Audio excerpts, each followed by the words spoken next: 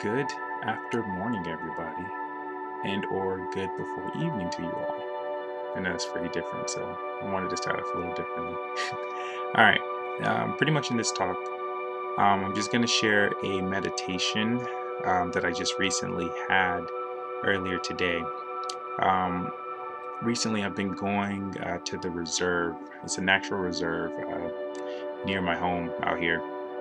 It's pretty nice. You go out into the woods and things like that. They have paths. You can go hiking, biking, things like that. So I've just been going around walking, and just to fast forward, I reach a certain part into the meditation, um, and I was greeted by a good friend of mine, the Buddha, and basically he gave me a talk. He gave me an example on a subject, and the subject is the difference between being an example and teaching. And he goes on and he talks to me, and he says, for example, you don't want to seek to teach other people, you want to seek to be an example. And going from that, everything, as you know, is within yourself. So he continues to say that being an example, there's two different energies between being an example and teaching. The first one, when you're being an example, is very flowing. It's forward movement. It just is. It's you being you. And he goes on to say that a teaching energy is more restricting, it's more conforming another energy, or making an energy bend to a certain matter per se. Um, And again, I must say that in our meditation, we weren't talking from a lower point of view, it was more from a higher perspective. So, just to give a few examples, or pretty much to continue what he told me, he said, when you're being an example, you're being yourself, you are already doing what it is that needs to be done. Now, to give you an example of a subject, he says when it comes to a necessary task, or be it, showing someone how to do something. You don't want to really teach them. You want to inform them of the necessary requirements of a matter. So, something simple as you may want to inform someone you need to eat, you need to drink water. That being said, now after you inform someone of that, you continue to be the example of eating and drinking water, how you normally do it. The reason being is because now the person knows the requirements necessary for a certain task, and it gives that necessary person freedom or liberty to express that task, that requirement in his own way, shape, or form. What do I mean by that? I, if I'm going to eat food and drink water, I am going to maybe cut up my food, separate it, and eat it that way. I may drink water from a cup. Now that I told this individual, he may put water, certain fruits, um, certain other food into a blender, blend it all together, and eat slash drink his smoothie of some sort. Though I had mine separately, that's how I chose to express myself, by eating that particular food that way. He, this person, the other person, chose to put all his in one, blend it together, and eat it that way. Though we're still doing the same thing, we're just doing it differently.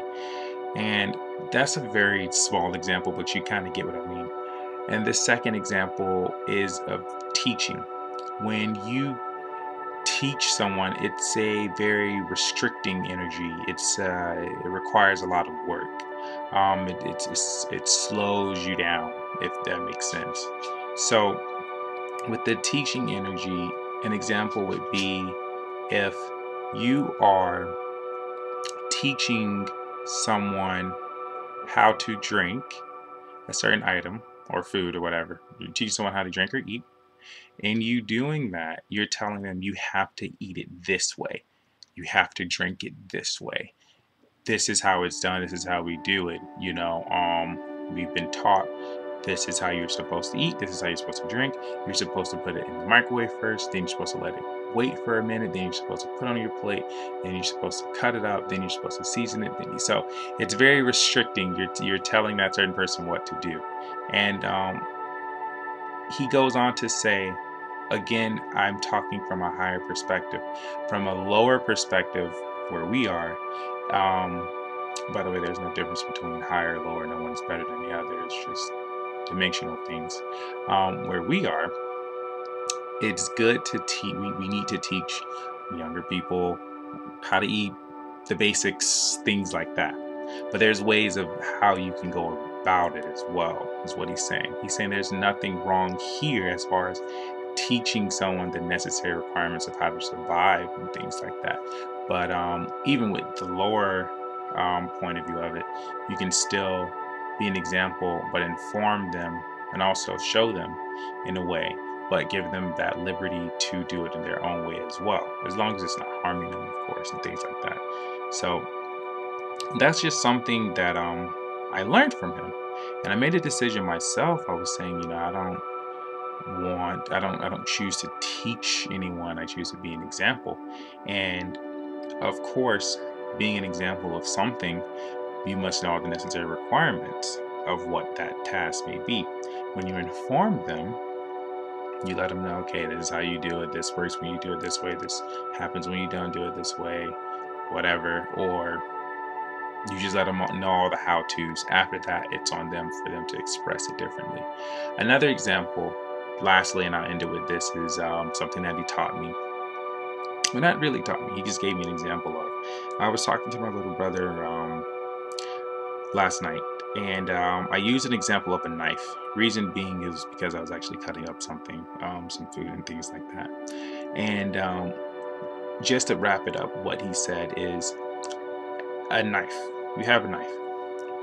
Now, depending on the individual, they may do different things with the knife.